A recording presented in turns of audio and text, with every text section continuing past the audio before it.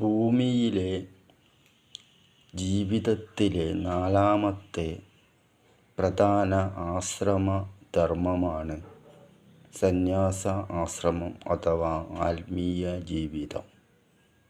മരണത്തെക്കുറിച്ച് ഓർക്കുമ്പോഴാണ് നാം സന്യാസ ആശ്രമത്തെക്കുറിച്ച് ഓർക്കുക.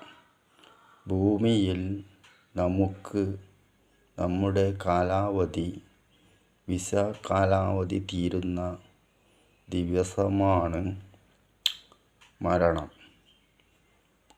കാലാവധി ഒരു കാരണവശാലും നീട്ടിക്കിട്ടില്ല. അപ്പോൾ അതുവരെ നമുക്ക് ചെയ്യേണ്ട കാര്യങ്ങൾ സമയാധിഷ്ഠിതമായി ചെയ്യുകയും ഇവിടെ നിന്ന് പോകേണ്ട വാഹനം വരുമ്പോൾ ആനന്ദത്തോടെ ശാന്തതയോടെ പോകണമെങ്കിൽ അവസാനത്തെ ആശ്രമധർമ്മമായ ആത്മീയ ജീവിതം വളരെ ഉപകാരപ്രദമാണ്.